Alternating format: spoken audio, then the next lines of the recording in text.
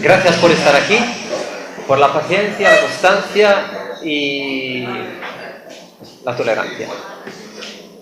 Vamos a empezar inmediatamente con un resumen muy sintético de lo que de las últimas temáticas, o sea, del conjunto hegemonía, guerra de posición, revolución pasiva. Porque esta mañana estaba diciendo a un colega vuestro que esta mañana he hablado una hora y media seguida, y después de una hora y media he notado claramente que muchos no estaban escuchando, justamente porque llevaba demasiado tiempo desafiando vuestra paciencia o tolerancia.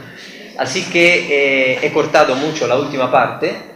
Quizás se ha notado, porque la última parte era un poco demasiado a trozos. Y ahora voy a hacer un brevísimo resumen. Se trata de esto. He dicho que a un cierto punto, en el 32, Gramsci llega a poner en un único bloque conceptual hegemonía y guerra de posición, lo que ya había hecho en el 31, y revolución pasiva. Así que todo esto, he dicho, hay que repensarlo conjuntamente para poder pensar cómo tiene que actuar el moderno príncipe qué política se puede hacer en esta situación. Hemos dicho, la guerra de posición es como la culminación de la lucha de las clases. En cuanto culminación, es también, al mismo tiempo, una reconstitución de la hegemonía burguesa. En el sentido que la burguesía crea una situación nueva, bloqueando, por decirlo así, todo lo que es todas las partes de la sociedad que todavía quedaban fluidas y móviles, bloqueándolas en lugares donde se lleva a cabo una lucha, ¿no? Una guerra.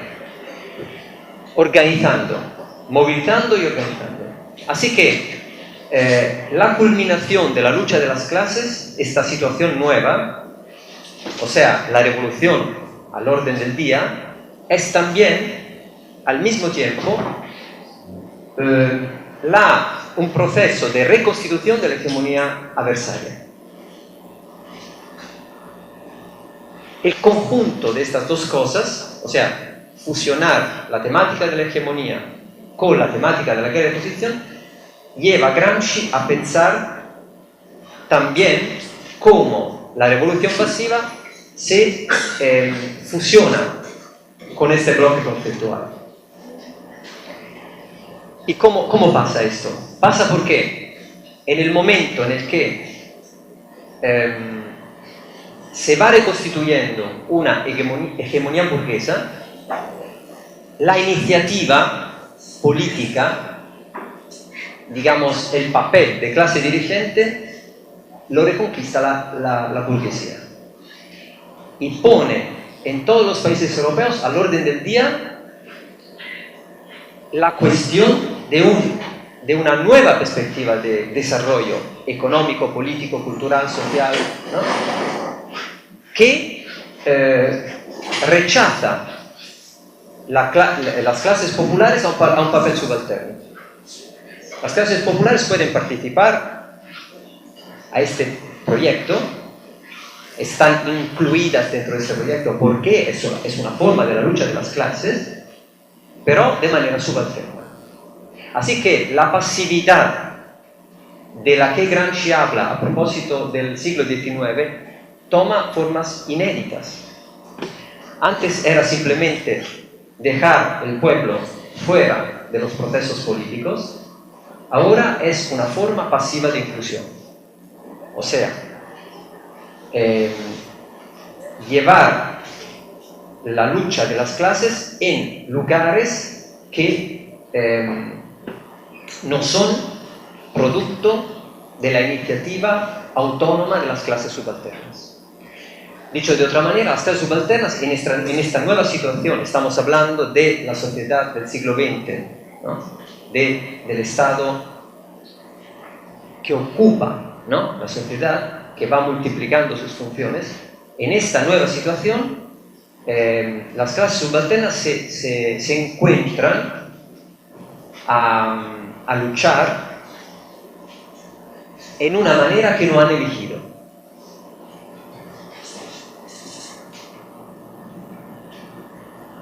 Esto es el aspecto pasivo de esta revolución, que es pasivo en un nuevo sentido, no es más pasivo en el sentido del siglo XIX, el sentido en el que pasivo quiere decir no activarse.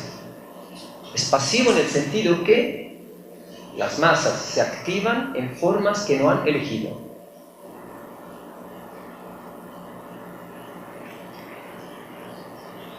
Y la cuestión es entonces, ¿cómo tiene que actuar el moderno príncipe? He concluido hoy diciendo que Gramsci se encuentra en una situación teórico-política muy difícil, porque todo lo que pasa en la Unión Soviética a partir del 28-29 va en otra dirección. O sea, va en dirección de una renovación de la palabra de orden, de la consigna de la guerra de movimiento. O sea, la guerra de movimiento como manera para luchar en una situación de guerra de posición. Y esto, según Gramsci, lleva solo a, él escribe claramente en los cuadernos, a derrotas catastróficas. A derrotas catastróficas. ¿Por qué? Porque presupone un terreno de lucha que ya no existe. Presupone un terreno de lucha de masas que se pueden movilizar cuando las masas ya están movilizadas. Y no están movilizadas de la manera que tú quieres. Las masas ya están ocupadas. No se trata de suscitar energías populares. Las energías populares ya están activadas, pero están activadas en una manera que tú no has elegido, ni las masas.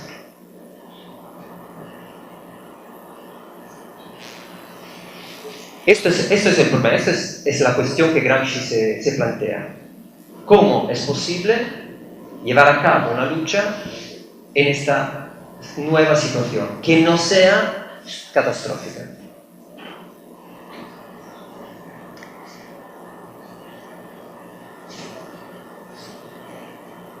Y él habla de dos, digamos, momentos principales. El primero es la lucha molecular. Él dice, en uno de los textos que he elegido y que luego podéis leer en el cuaderno, él dice, las relaciones de fuerzas siguen siendo relaciones de fuerzas, o sea, la lucha no ha terminado.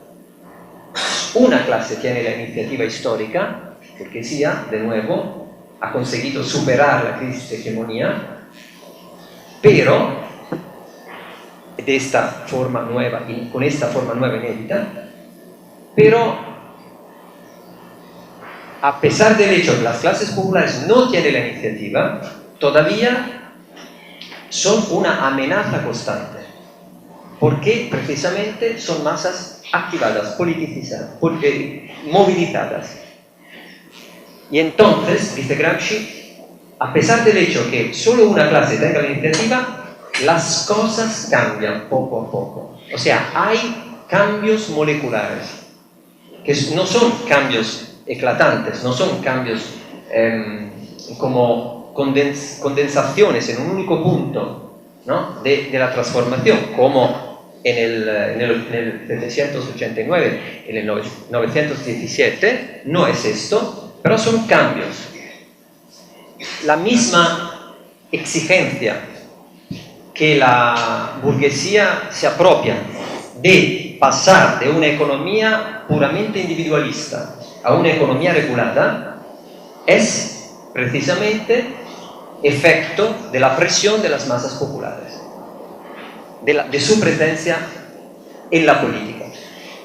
Porque la burguesía se apropia, digamos así, una reivindicación básica de las clases populares, digamos del trabajo, ¿no? O sea, moderar o incluso eliminar el aspecto individualista de la economía y pasar de una economía individualista a una economía colectiva.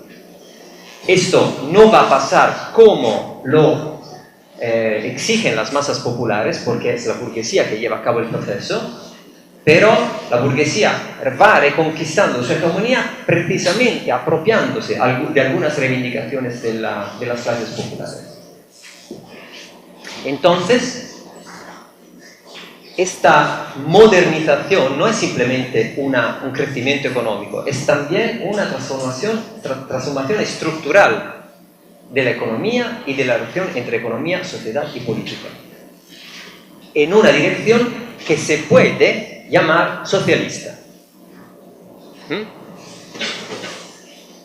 Claro que no es socialista porque es la medida que la burguesía utiliza para reafirmar su poder. Sería pero un error menospreciar lo que pasa, dice Gramsci, porque esto es realmente contradictorio, o sea, prevalece un aspecto o prevalece otro. No, los dos van juntos, el aspecto burgués y el aspecto socialista. El aspecto de la victoria, de la reafirmación de la hegemonía burguesa, y el aspecto del hecho que la burguesía tiene que incluir, apropiarse de algunas reivindicaciones, algunas demandas populares. Es una especie de, una especie de mediación, pero en el sentido preciso de una mediación entre fuerzas contrastantes. Así que esta mediación es una mediación continuamente, que va continuamente cambiando, y estas son las modificaciones moleculares. Las cosas cambian a pesar del hecho que aparentemente no cambia. Y es por esto que Gramsci escribe que hay que desarrollar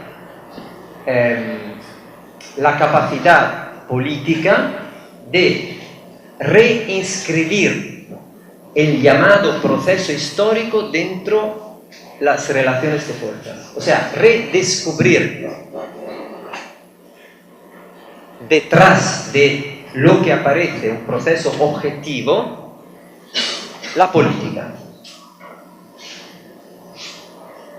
Entonces, el primer momento sobre lo cual Gramsci, que Gramsci subraya es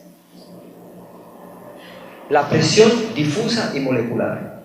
O sea, en la medida en que las clases populares no renuncian a intentar, no renuncian a la lucha, incluso en las formas subalternas en las cuales la burguesía las ha metido, las ha constringido, en esta medida se produce una presión difusa y molecular en todos los lugares, en todas las trincheras, ¿no? de donde la lucha se va desarrollando, y esto modifica las relaciones de fuerzas. No las modifica de manera decisiva, no las modifica de manera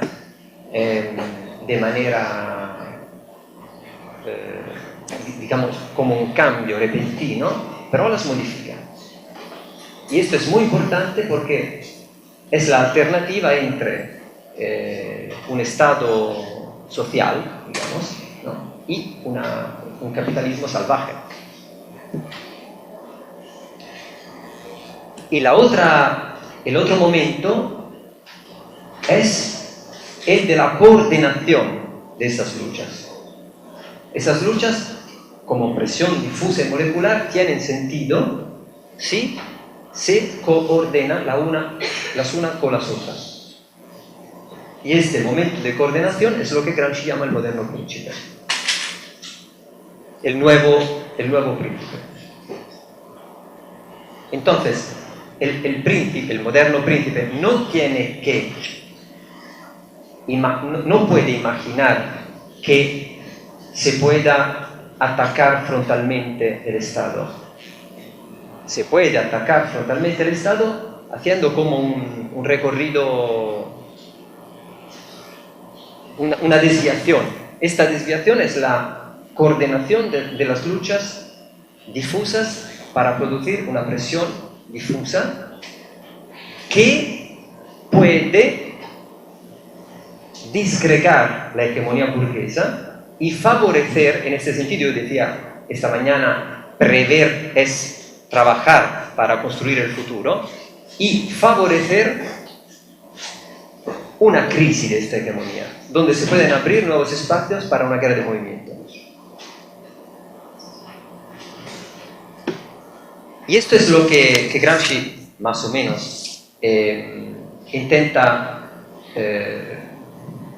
describir en el cuaderno 13, que es el cuaderno monográfico que él dedica a Maquiavelo. Maquiavelo es un nombre para decir la política, digamos. Y sobre todo en este primer parágrafo, donde Gramsci retoma el tema del tratado del príncipe, intentando traducirlo en un nuevo lenguaje, ¿no? En nuevos términos, intentando entender cómo se pueda actualizar. Y esta mañana hemos hablado del príncipe, de lo que era el príncipe, este tratado que Gramsci lee como un desafío a la situación italiana de aquel tiempo para llevar a cabo una revolución nacional que tenga un contenido popular y una forma, dentro un régimen político monárquico, que es una paradoja, pero que refleja un problema fundamental de la política, que es el problema del liderazgo, o sea, de lo que es un movimiento, un momento que en el Renacimiento es el príncipe, es un hombre, una figura individual, y en la política moderna es un partido, es un organismo, un movimiento que inicia una acción política. E iniciando una acción política se pone en una posición de vanguardia y de liderazgo. O sea, intenta crear, ¿no?, una voluntad popular que no existe, que está en este momento, como sabemos, disgregada, pulverizada en los miles de lugares de la guerra de posición, traducido en términos actuales.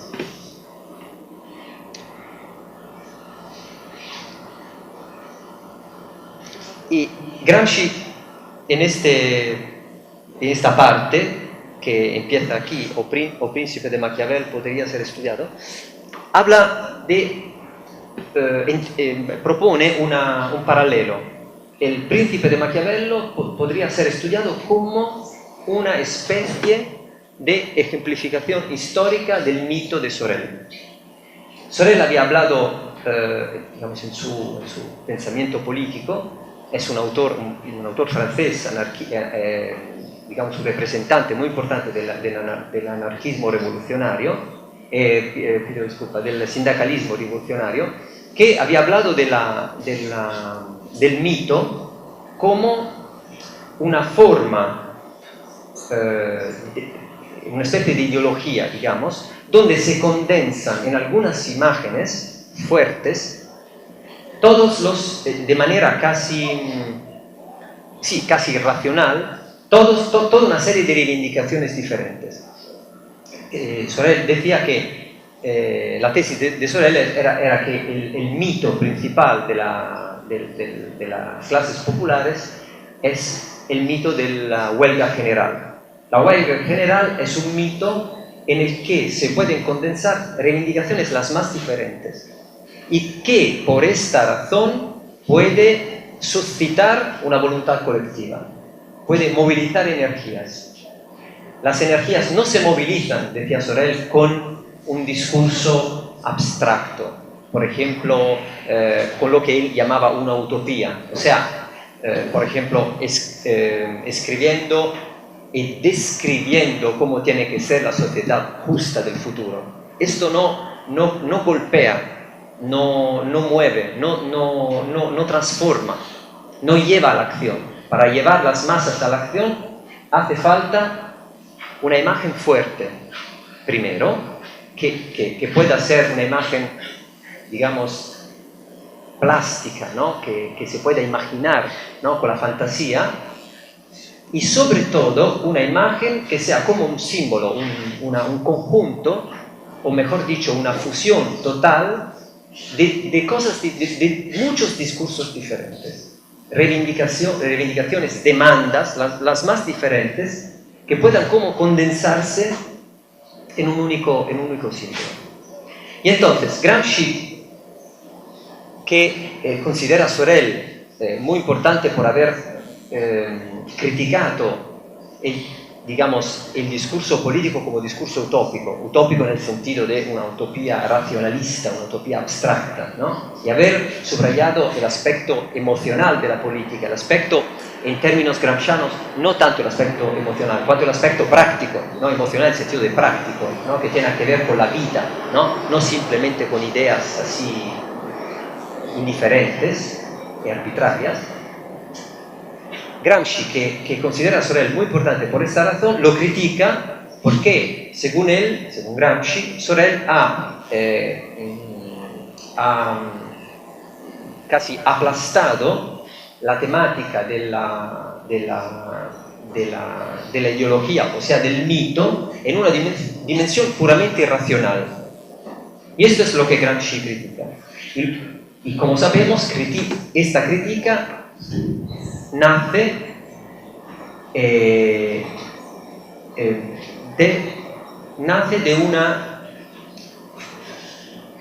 de una problemática que hemos abordado justo al principio, el hecho que las ideologías son formas de conocimiento, no agregan las masas sobre una base puramente emocional, psicológica, son una forma de conocimiento. Y dentro un conflicto, entonces una forma de conocimiento conflictual, polémico, pero no cesan de ser formas de conocimiento. Y Gramsci, dentro de esta temática, engloba también la temática de la verdad y de la universalidad. Todo esto Sorel lo rechaza. Sorel está, digamos, con Bergson, con Nietzsche, o sea, con toda una vertiente filosófica que considera la verdad como un engaño, ¿no? Y considera la vida como algo que es alternativo a la verdad, que permanece siempre como algo abstracto. Y entonces, el problema es, para Gramsci, pensar cómo se pueda crear una ideología, cómo se pueda producir una ideología no arbitraria, o sea, no utópica, que sea la elaboración de exigencias realmente presentes en las masas populares, por una parte, o sea, que sea una ideología no simplemente teórica, y, por otra parte, cómo esta ideología pueda permanecer, digamos así, dentro del campo de la verdad. No se convierta simplemente en un episodio de carácter emocional e irracional. Pensando en la figura del príncipe como ejemplificación histórica del mito soreliano, Gramsci aborda esta temática. Entonces, escribe, es una ideología, el príncipe de Maquiavelo es una ideología política que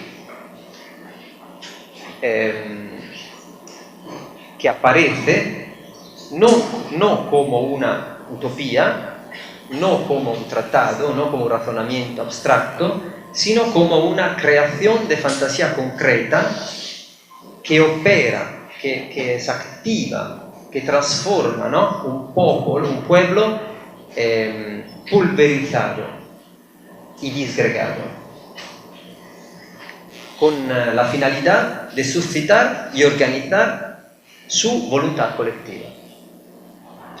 Aquí estamos, ¿os acordáis? Hemos empezado con el parágrafo 12 del cuaderno 11, ¿no? Con esta idea de casi individual, ¿no?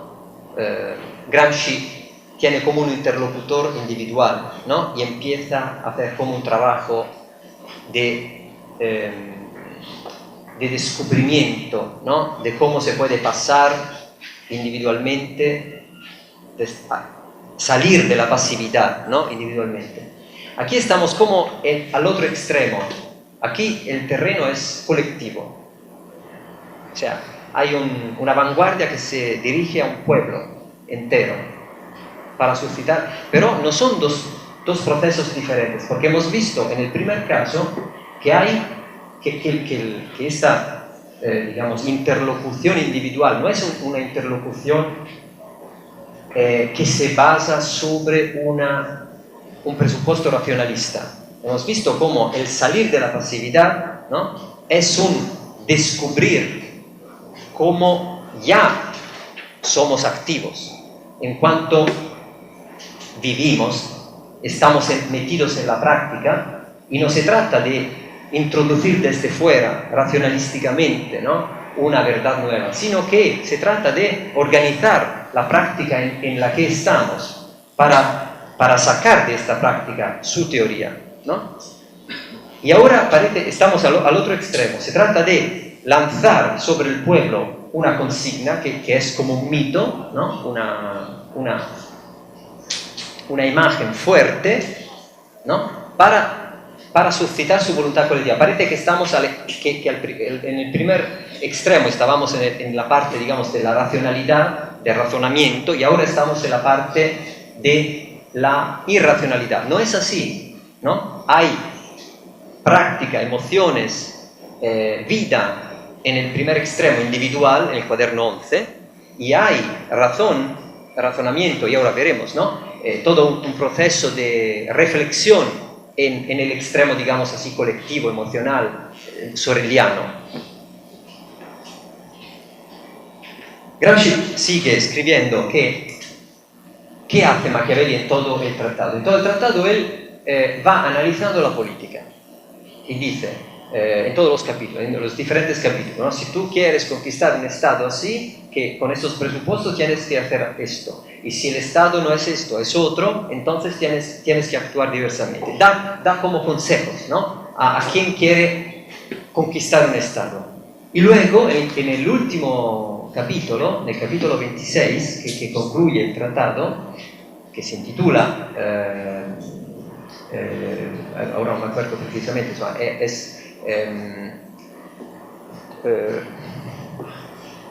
invito a incitación a liberar Italia de los extranjeros, esto es el título, ¿no? Entonces, en este último capítulo parece que Maquiavelo cambie totalmente el tono, porque ha sido racional, analítico hasta el capítulo 25, en el capítulo 26 de repente es como si fuera otro escritor, ¿no? Que escribe en este capítulo con siempre indirizándose al mismo interlocutor, o sea, al príncipe potencial, ¿no? Pero no dice, si quieres esto, tienes que hacer esto. Dice, hazlo, ahora es el momento, ¿no? Tú tienes que actuar.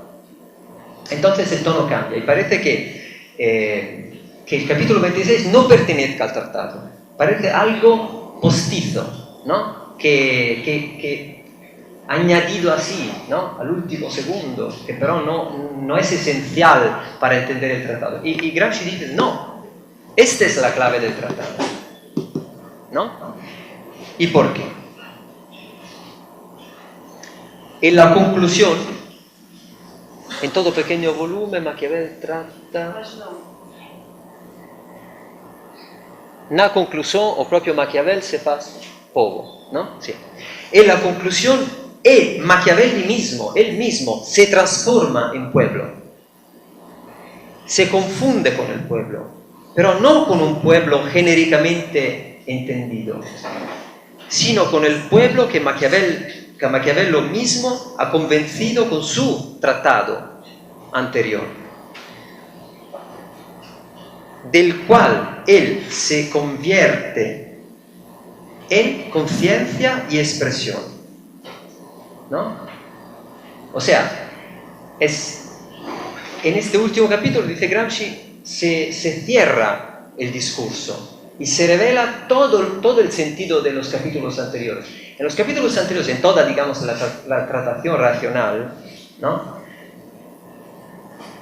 Maquiavelo aparentemente se indirizzava a un príncipe, pero el príncipe aparece realmente solo como representante de una oferta más amplia, o sea, de esta voluntad colectiva que el príncipe tiene que suscitar, que es la misma voluntad colectiva que quiere suscitar Maquiavelo. O sea, el príncipe aparece como una especie de condensación, ¿no?, de una voluntad colectiva, exactamente como el mito soreliano, es una condensación de una voluntad colectiva.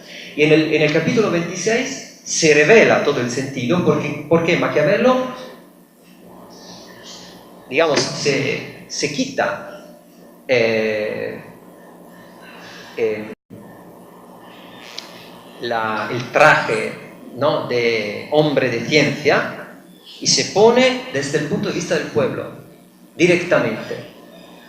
Y habla con el príncipe diciéndole, ahora tú tienes que actuar. O sea, esta voluntad colectiva que se ha articulado a lo largo del tratado, ahora tiene que condensarse en esta figura. Entonces, escribe Gramsci, parece que todo el trabajo lógico no es que una autorreflexión del pueblo, un razonamiento al interior del pueblo. Esta es la razón por qué Gramsci repensa profundamente, radicalmente el mito soreliano, ¿no? Porque en el mito gramsciano, en la imagen del príncipe, no se puede separar el aspecto práctico del aspecto teórico, el aspecto emocional del aspecto lógico. No se puede separar el aspecto colectivo, de la voluntad colectiva, del hecho que esta voluntad colectiva se condensa en una figura individual.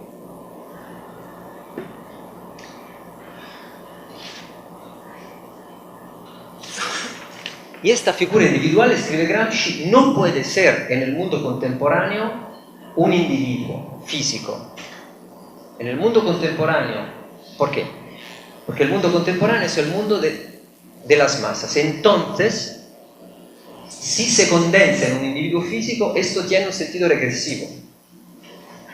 Porque las masas proyectan en un individuo, él hace el ejemplo de Boulanger, esencialmente es el ejemplo del populismo moderno y contemporáneo, ¿no? El hecho que el pueblo anula sus diferencias internas proyectándose en un nombre, ¿no?, que es en este caso Boulanger, puede ser Napoleón III y muchos más, ¿no? Digamos, formas en las cuales el pueblo anula sus diferencias internas proyectándose y anulándose. En el partido esto no pasa, el pueblo no se anula, es una traducción, digamos, de una colectividad a un organismo que ya es colectividad, o sea, a un organismo que ya puede ser representativo de una futura colectividad. Y aquí retomamos todo el discurso sobre lo que tiene que ser el partido político, ¿no?, según Gramsci, o sea, el moderno príncipe con un partido que ya realiza en su práctica, en su política cotidiana, esta nueva forma de ser, este pasaje continuo, transformación continua de las relaciones, esta revolución en permanencia, asumida subjetivamente como una forma de política.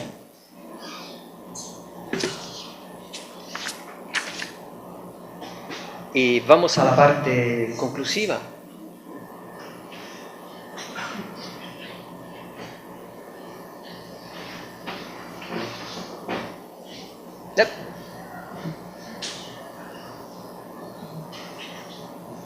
Un poco más arriba.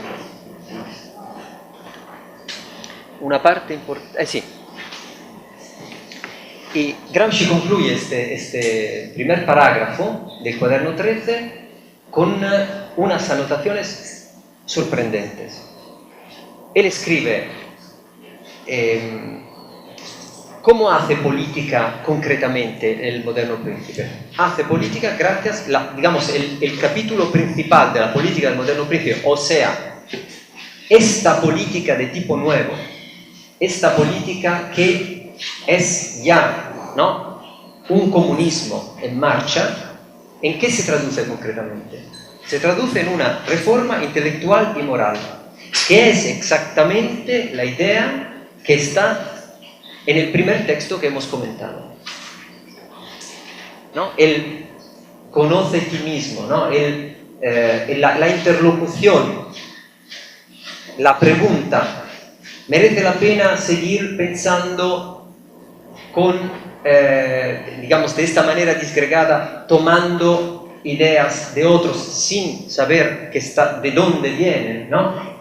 ¿Merece la pena seguir pensando sin haber hecho un inventario, ¿no? Esta es la temática de este capítulo, de este parágrafo. Y es exactamente esta, la reforma intelectual y moral. La reforma intelectual y moral, se puede decir, es hacer el inventario, empezando con el inventario y luego reformando el sentido común desde el interior. No a partir, lo repito una y otra vez, no a partir de exigencias que vienen desde el exterior, sino de exigencias que nacen como teoría de esta práctica. O sea, descubrir lo que pertenece a tu práctica, quitando todo lo que viene de prácticas ajenas, que tú has recibido simplemente porque hasta ahora no habías hecho un inventario. Gramsci, para entender concretamente lo que esto quiere decir, podemos pensar en el proceso de elaboración de la conciencia burguesa. Este proceso ha sido un proceso que se ha llevado a cabo a lo largo de 5 séculos, más o menos. Empezando con las primeras formas de cultura en las comunas de Italia, y a través de una elaboración secular se ha ido, digamos, formando en miles de lugares, en miles de ocasiones, en diferentes niveles, a nivel religioso, a nivel moral, a nivel político, a nivel intelectual, lógico, científico, ¿no? En miles de ocasiones, lugares, niveles, se ha ido elaborando poco a poco una conciencia nueva. O sea, una conciencia independiente de la cultura anterior. Gramsci es muy interesante notar que justo en el primer periodo de su encarcelamiento, en el 28, antes de empezar a escribir los cuadernos, Gramsci escribe en una carta que ha recibido y ha leído con mucho interés un libro de un filósofo que se llamaba Bernhard Grothuizen. Y este libro era como una reconstrucción histórica de cómo había nacido el burgués. Y Gramsci dice, es muy interesante este libro porque va investigando en los siglos XV, XVI, XVII, en Francia, una literatura que nunca se había investigado. todos los folletos, los panfletos, la producción ideológica de la Iglesia, los libros de preghiere, ¿cómo se dice? De iglesia, con finalidades eclesiásticas, ahora no sé cómo se dice. Bueno, entonces, había ido investigando toda esta literatura depositada en archivos que nunca se habían abierto, reconstruyendo como molecularmente, ¿no? A través de una transformación larga y difícil y contradictoria, se había ido elaborando poco a poco esta autorrepresentación del burgués. La finalidad de Groothuizen en su libro lo escribe es decir claramente que el burgués no es eterno. El burgués ha nacido y puede morir, ¿no? O sea, no es una categoría eterna del espíritu. Y no es casual que Croce, cuando este libro se publica, escribe una crítica en su revista de este libro, descualificándolo totalmente, porque Croce dice la burguesía es una categoría del espíritu, no es una categoría social, no tiene una historia. Y esto es significativo entenderlo, porque el discurso de Croce es exactamente esto, que no se puede sobrepasar el liberalismo, no se puede sobrepasar la burguesía, no se puede eliminar. Porque, dice Croce, la burguesía es una manera de pensar, es la manera de pensar de los que piensan el universal, o sea, todo lo que interesa a todo el mundo, ¿no? Que se ponen más arriba de los intereses particulares. Entonces, yo creo que Gramsci, que para su elaboración de la idea de hegemonía, la lectura de este libro ha sido muy importante para Gramsci, porque Gramsci también, en los cuadernos de la cárcel, empieza toda una investigación molecular sobre la historia de los intelectuales italianos. Bueno, entonces, este texto termina con esta anotación. Una parte importante, o sea, la parte principal del Moderno Príncipe, que ambiguamente, ¿no? Por una parte es un partido, por otra parte es un tratado, ¿no? El Moderno Príncipe es un partido que hace algo, pero también es una teoría, ¿no? Porque práctica y teoría van juntas. Entonces, una parte importante del Moderno Príncipe tiene que estar dedicada a la cuestión de una reforma intelectual y moral. O sea, escribe Gramsci, o sea, a la cuestión religiosa o de una concepción del mundo. Gramsci utiliza la palabra religión no a caso. Según él, toda filosofía es una religión en la medida en que toda filosofía es una concepción del mundo y es una concepción del mundo con una ética. Y esto es la religión, ¿no? Es un sistema de ideas, de imágenes que tienen una implicación ética. La filosofía no está en un lugar distinto respecto a la religión. La filosofía no se sitúa en otro lugar, ¿no? Filosofía, religión, concepción del mundo están al mismo nivel. Lo que cambia es el grado de coherencia.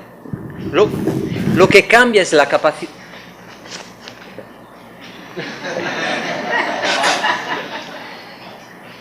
Hay tiempos y tiempos,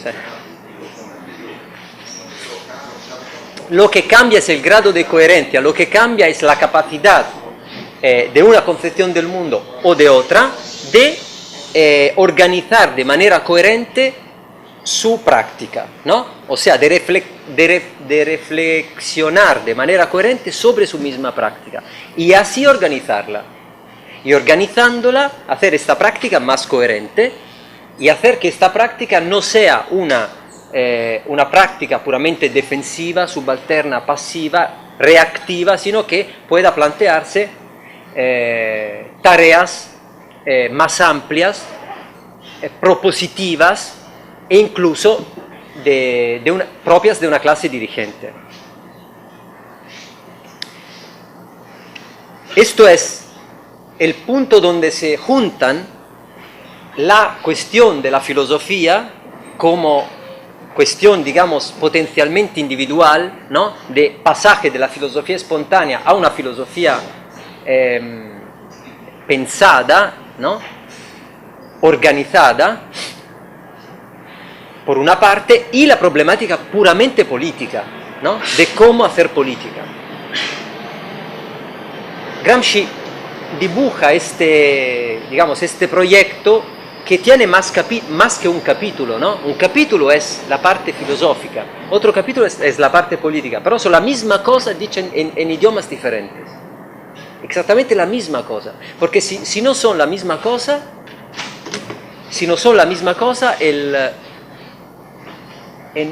el moderno príncipe no se diferencia en nada de los demás partidos. No tiene su peculiaridad. Y por esto vuelvo a repetir que reducir el pensamiento de Gramsci a una analítica del poder, o sea, a un concepto de hegemonía separado del concepto de una filosofía de la praxis, es traicionar el pensamiento de Gramsci, ¿no? Es reducir la política a una técnica, lo que no es. Según Gramsci, la política no es una técnica, la política es una concepción del mundo. O sea, es una práctica que tiene dentro de sí misma una teoría. Y la filosofía de la praxis es esta teoría.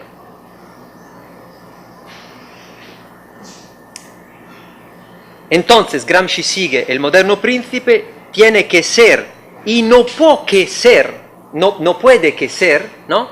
El anunciador y organizador de una reforma intelectual y moral.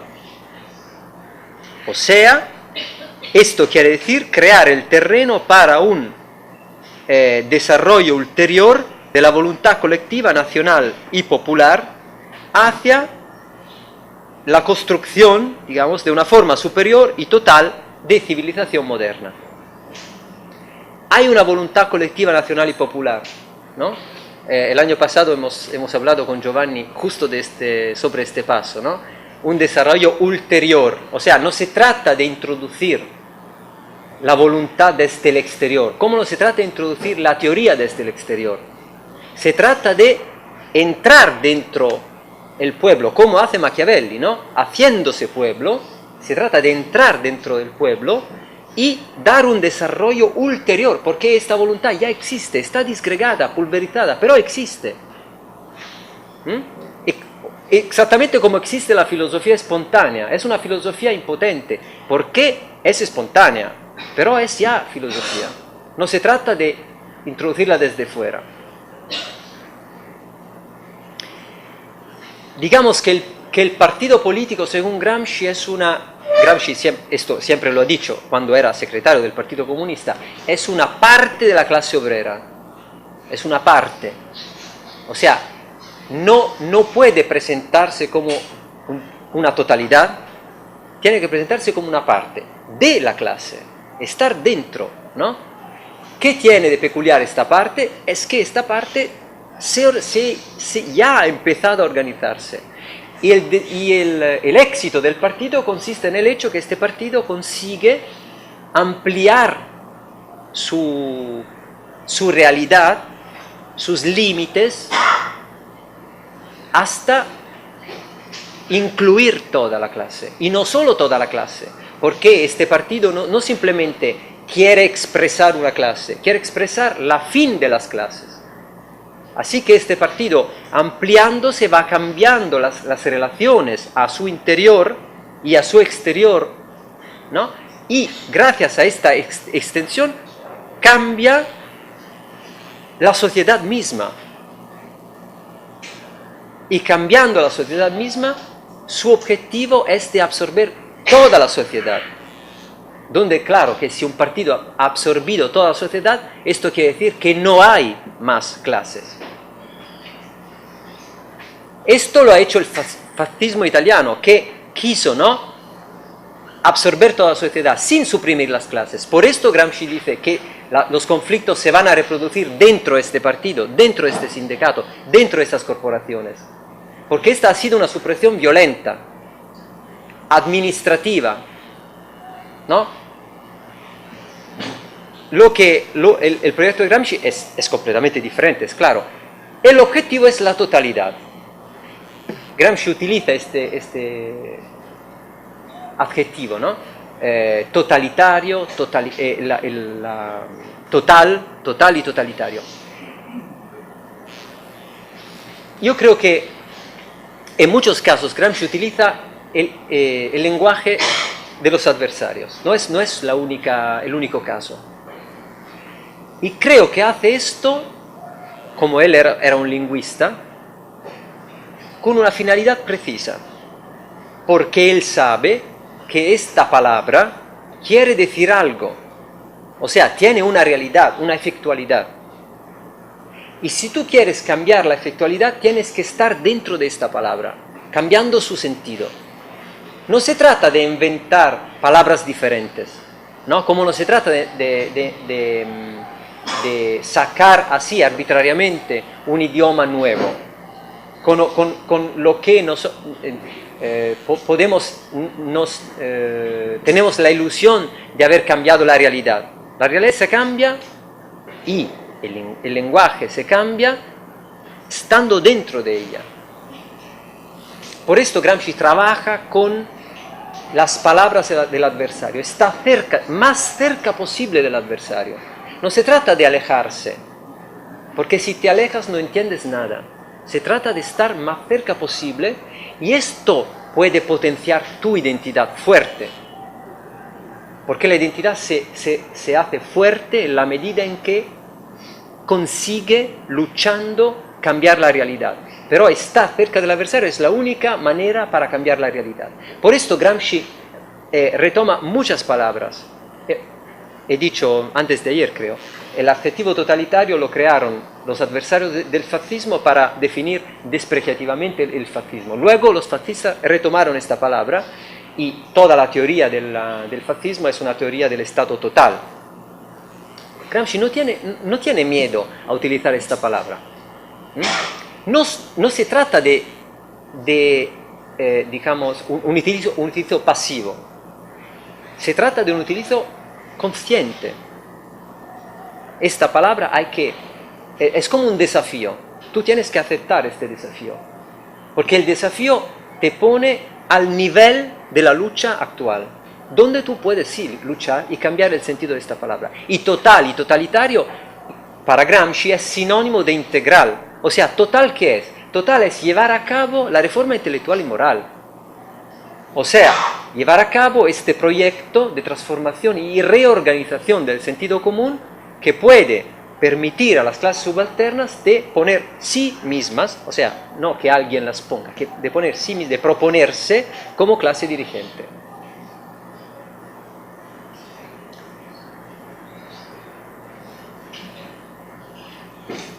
Bueno, más adelante, justo al final del texto, la última frase, no, la anteúltima y la última. El moderno príncipe, desarrollándose, cambia dramáticamente todo el sistema de relaciones intelectuales y morales, porque su desarrollo significa precisamente que toda acción es concebida como útil o dañina, como virtuosa o no virtuosa, solo en cuanto tiene como punto de referencia el moderno príncipe mismo y sirve a aumentar su poder o a contrarrestarlo.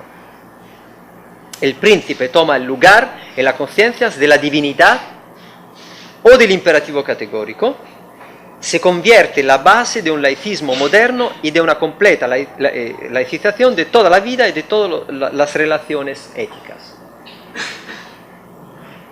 Esto, muchos intérpretes de Gramsci podrían nombrar 10 así, ¿no? Han dicho, pero Gramsci aquí es totalitario, es impresionante. Hasta aquí no llegamos. O sea, cuando el Partido Comunista Italiano, los intelectuales del Partido Comunista Italiano han hecho, digamos, toda la interpretación de Gramsci, actualizando su pensamiento, han eliminado esta parte, estas últimas dos frases, diciendo que aquí Gramsci es totalitario. Yo creo que es exactamente el contrario, totalitario en sentido negativo, ¿no? Yo creo que aquí Gramsci dice exactamente el contrario. O sea, esta es la democracia. Esta es la democracia en la que Gramsci piensa. Esta es la democracia como sinónimo de hegemonía. Porque aquí Gramsci escribe que el moderno príncipe desarrollándose. ¿Qué es desarrollándose? Desarrollándose no es que un partido tome el poder. Es lo que he dicho antes, desarrollándose, o sea, absorbiendo la sociedad y transformándola, ¿no? O sea, convirtiéndose en un factor de transformación y de revolución en permanencia de todas las relaciones sociales, éticas, intelectuales, morales, etcétera, etcétera, ¿no? Entonces, el moderno príncipe, desarrollándose, convirtiéndose en este factor de revolución en permanencia,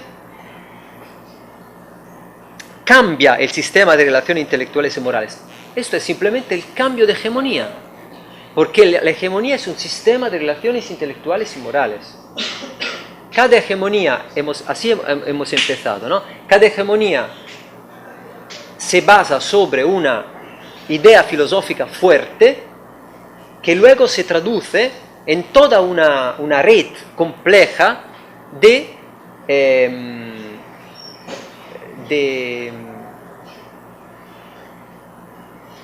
elementos culturales que condicionan lo que se puede pensar y lo que no se puede pensar, lo que se puede pensar como bueno y lo que se puede pensar como mal. Toda hegemonía tiene esta ambición.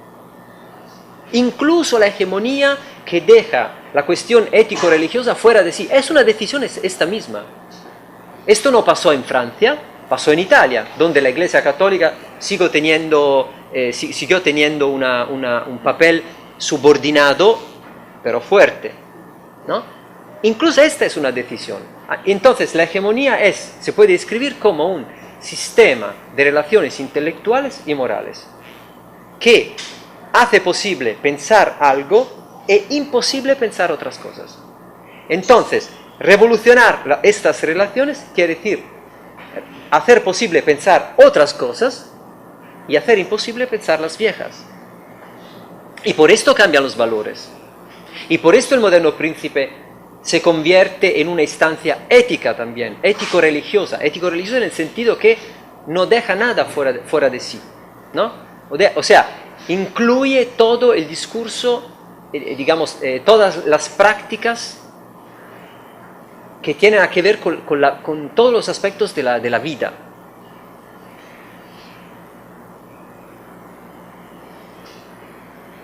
El poder del moderno príncipe, ¿no? Incrementar su poder o contrarrestarlo, potenciar. Esto no es una cuestión de poder, de potencia. Quiere decir, si algo es, digamos, un freno a este revolucionamiento total de las relaciones sociales o no. Hay enemigos de clase, claro que hay. Y nunca la burguesía ha tenido piedad contra sus enemigos. O sea, no veo por qué las clases subalternas tendrían que hacerlo, ¿no? Pero no es este el punto. El punto es que esto pasa con una metódica nueva. No es la metódica de llevar a cabo algo para pararse. Es la metódica de no pararse nunca. Y por esto, escribe Gramsci, el príncipe toma el lugar en la conciencia de la divinidad y del imperativo. ¿Qué es la divinidad y qué es el imperativo categórico? La divinidad es el feudalismo, ¿no? El imperativo categórico es el iluminismo. O sea, hay otra fase, ¿no? O sea, el sistema feudal de lo que se puede pensar y lo que no se puede pensar en una sociedad bloqueada, tradicional, de clases cerradas, ¿no? Por una parte. Por otra parte, un sistema dinámico de hegemonía iluminista, la burguesía moderna. Hay una o sea, esto hay que pensarlo como algo histórico. En las conciencias ahora hay el imperativo categórico. Bueno, antes no había, en el futuro no habrá. Puede ser, ¿no? Esto es el objetivo de Gramsci, crear las condiciones para que esta instancia ética, el imperativo categórico, que expresa la ética burguesa, sería complicado ahora entrar en detalles de esto, pero digamos, expresa la ética burguesa, se puede superar. ¿Y cómo superar? Gracias al desarrollo del moderno príncipe. El moderno príncipe es un partido, pero ya no es un partido, ¿no? O sea, es la realidad misma en movimiento. Y solo si este partido consigue ser la realidad misma en movimiento, es el partido que Gramsci está pensando.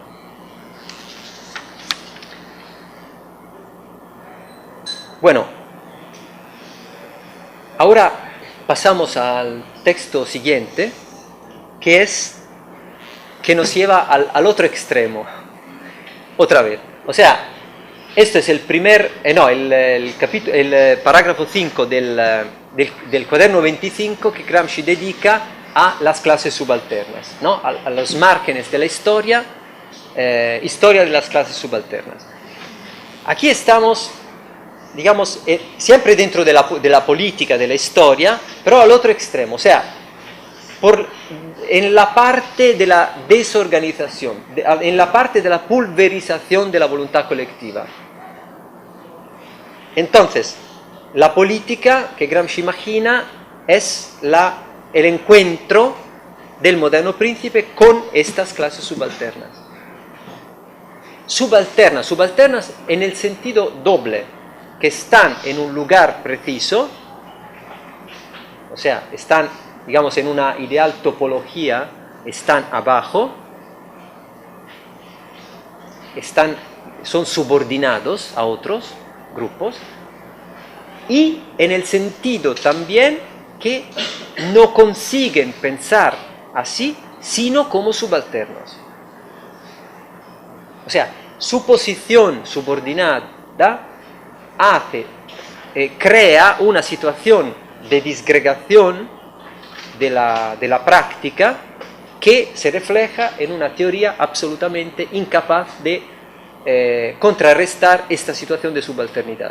Por esto Gramsci escribe, las clases subalternas siempre están en defensa, incluso cuando atacan, porque atacan como reacción, no van al ataque con la mentalidad de una clase dirigente, van al ataque como una reacción.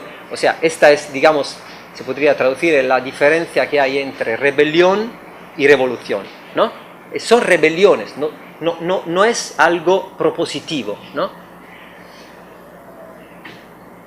¿Y cómo se pasa de un extremo a otro? Gramsci en este texto, que se intitula Criterios metodológicos, va enumerando una serie de criterios para investigar la vida de las clases subalternas. Él no se imagina saber ya todo, ¿no? Él sabe que hay esta problemática, que hay que abordar la problemática, pero cómo se hace, se puede establecer con criterios metódicos, luego hay que hacer el trabajo, ¿no? O sea, esto es como, se podría decir, un manual, como el cuaderno 11 era el manual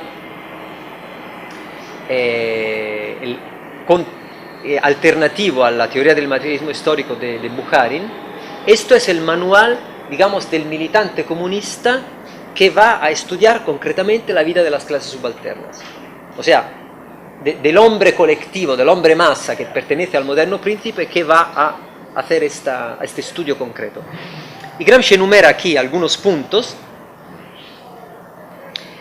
que va desde el 1 hasta el 5, ¿no? Son 5 puntos, donde él va enumerando, digamos, momentos, va aislando momentos diferentes en la vida de las clases subalternas que pueden llevar las clases subalternas de la condición de subalternidad al superamiento de esta condición, que termina con la conquista de una autonomía integral.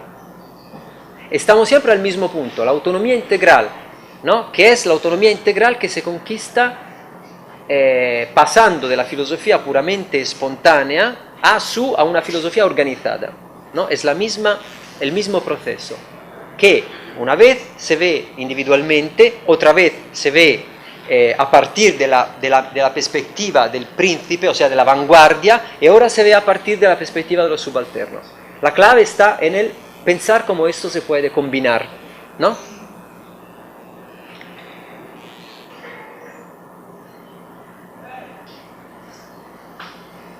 Y esto, el punto 6, pido disculpa. El punto 6, esto culmina con las formaciones, o sea, con los partidos, que no son solo partidos, son organizaciones en general que afirman la autonomía integral de las clases subalternas. Ese es el punto final, ¿no? El problema es cómo sacar los subalternos digamos, del primer momento de subalternidad, ¿no? De la pasividad.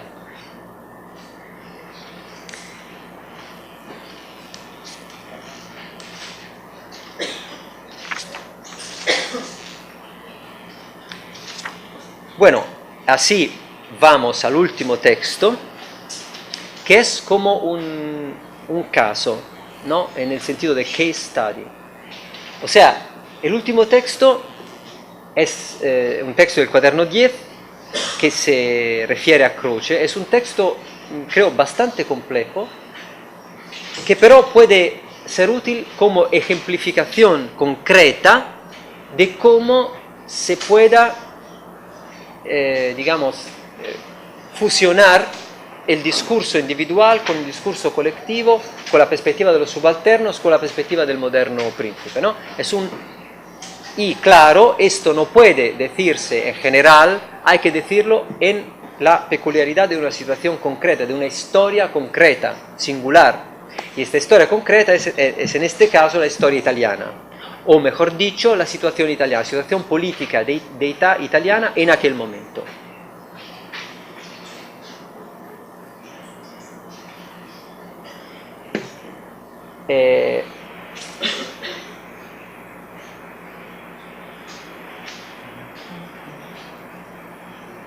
Sí, è un lugar común pensar que Italia atravesó todas las experiencias políticas, ¿no? Se dice...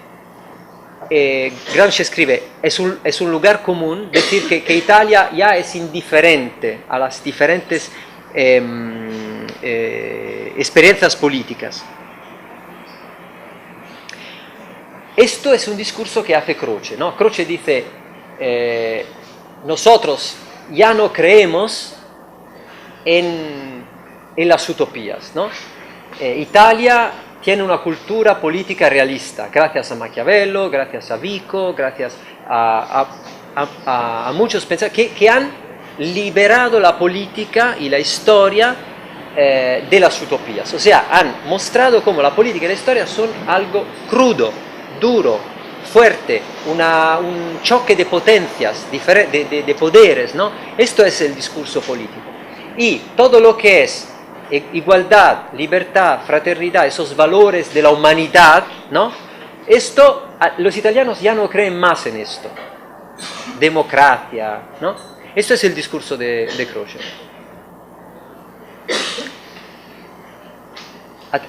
Cuidado, es el discurso que Croce hacía al principio del siglo. Después de la guerra, cuando se convierte en el teórico del liberalismo antifascista, empieza a modular de manera diferente todo el discurso, valorizando el valor de la libertad, que antes le parecía no tan interesante, en función antitotalitaria y anticomunista. Pero permanece siempre en Croce la idea que las utopías no sirven para nada en la historia y que la democracia no es un valor. Y Gramsci scrive, esto no es verdad, ¿no? Che si tratti di cavoli riscaldati. Serían para el pueblo italiano come requentada, repugnante o paladar, ¿no? O sea, cosas que ya hemos comido, comida vieja, ¿no? Él dice, no es así. no es así. Los italianos no han comido esto. Sí, con italiano se entiende el pueblo italiano, o sea, las clases populares. Croce, escribe Gramsci, se expresa de manera sarcástica contra la igualdad, la fraternidad, y ahora para exaltar la libertad, ¿no? Aislando la libertad de la igualdad y de la fraternidad, o sea, aislando la libertad de los valores propiamente democráticos. Pero, dice Gramsci, a pesar de esto, su discurso, el discurso de Croce en Italia, las clases populares, en la medida en que pueden entenderlo, en la medida en que este discurso llega también a las clases populares, lo entenderán como una exaltación de la igualdad y de la fraternidad. Y sus libros aparecerán como la expresión y la justificación implícita de un constituentismo, no sé si cuál es, constitucionalismo, ¿no? Constituentismo, que no sé si constitucionalismo no es bueno, ahora explicaré que la palabra, de un constituentismo que trapela, que emerge por todos los poros de aquella Italia con ne voit pas, o sea, de aquella Italia desconocida, de aquella Italia que está fuera de la historia oficial, y que solo en los últimos 10 años ha empezado su aprendizaje en política, su escuela de política. Últimos 10 años, 1932, 1922. O sea, aquella Italia con ne voit pas, o sea, que no resulta oficialmente existir y que existe oficialmente solo desde hace poco, o sea, desde cuando se ha creado una situación completamente nueva, hemos dicho, para decirlo ahora, resumiendo sintéticamente, postliberal en Italia, ¿no? Las masas han entrado en la política, los campesinos, las masas obreras han entrado en la política reivindicando, demandando, etc. Bueno, estas masas han empezado ahora su aprendizaje en política, ¿no? Han empezado ahora a razonar de política, a hacer política, ¿no? Y entonces estas masas van interpretando lo que Croce escribe sobre la libertad como algo que no se limita solo a la libertad, se extiende también a la igualdad y a la fraternidad. Y todo esto se resume en una palabra, constituentismo, que no es constitucionalismo. No sé cómo se puede traducir en portugués. Constituentismo. O sea, reivindicación de una constituente. ¿Qué es la constituente? La asamblea constituente, o sea, una asamblea, un proceso democrático total, global, ¿no? Que por primera vez, al cual por primera vez todo el pueblo italiano, todas las clases populares puedan participar activamente para determinar colectivamente su destino, ¿no? Esto es un proceso democrático que nunca hubo en Italia, por las razones que hemos enumerado, ¿no? El carácter pasivo del Risorgimento, y luego el fascismo, la inclusión pasiva, etcétera, etcétera. O sea, nunca hubo una constituente. Una constituente, pero, según Gramsci, no es claro cuando digo constituente, asamblea constituente, ¿no? Bueno, constituentismo es, digamos así, la ideología de esto, ¿no? Y la ideología de esto no se limita a nombrar una asamblea constituente, no es este el punto.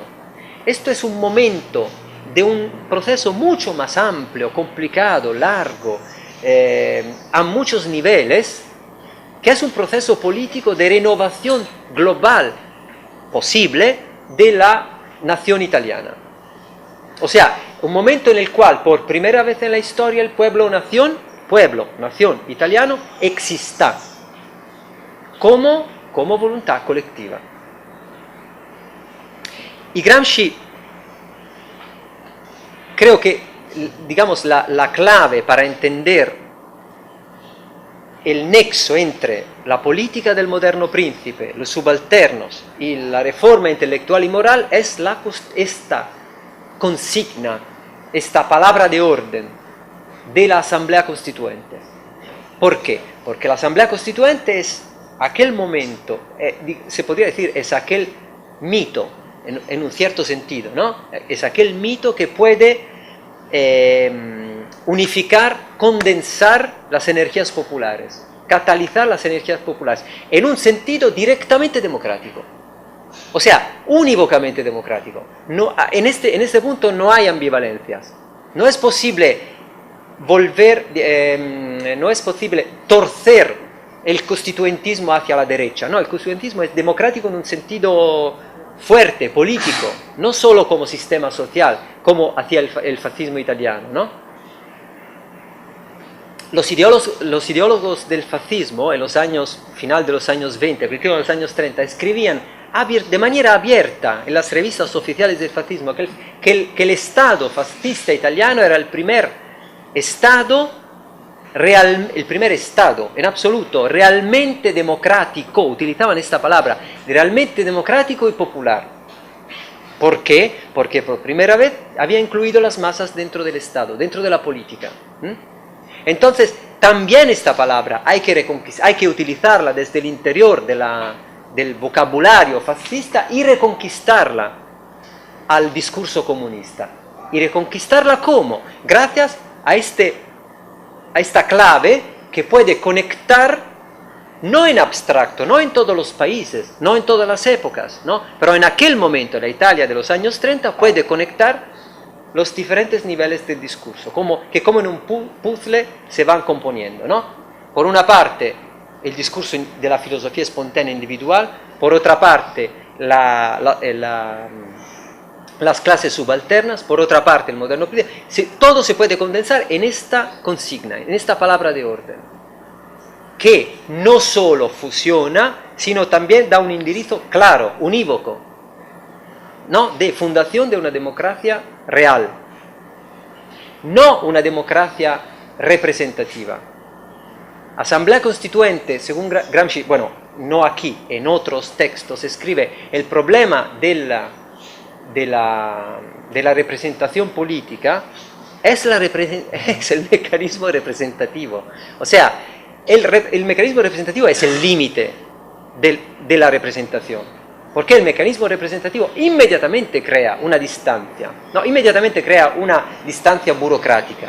Y entonces él dice, por ejemplo, la reivindicación de una, escribe, constituente en permanencia, es una reivindicación popular fundamental,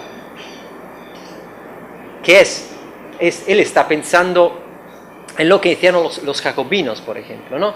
que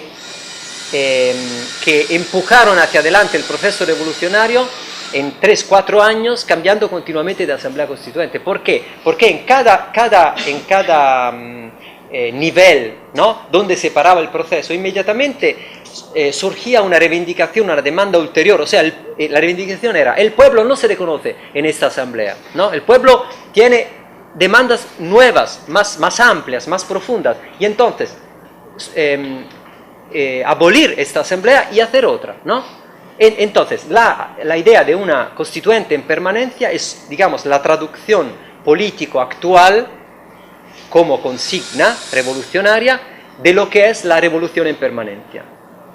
Y esto podría ser el punto de condensación de las luchas en una situación como la italiana, de guerra de posición difusa y en lugares y en formas que las clases subalternas no han elegido, y de transformación de esta lucha en una lucha propositiva, no simplemente defensiva. ¿Por qué? Porque así, condensándose el pueblo-nación en una digamos, unidad en acción, ¿no?, lleva el sistema de trincheras a una crisis real. Va a quebrar la posibilidad de contener, digamos, las luchas en las formas que la clase dirigente ha elegido.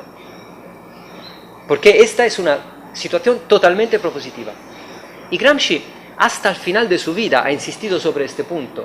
El último, digamos, mensaje a su partido, que él comunicó a su amigo Piero Sraffa, diciéndole que tenía que referirlo a Togliatti, al secretario del partido, era esta, ¿no? La consigna, esto fue en el 1937, pocos días antes de morir, la consigna en Italia para el Partido Comunista es Asamblea Constituente. Y con esto terminamos.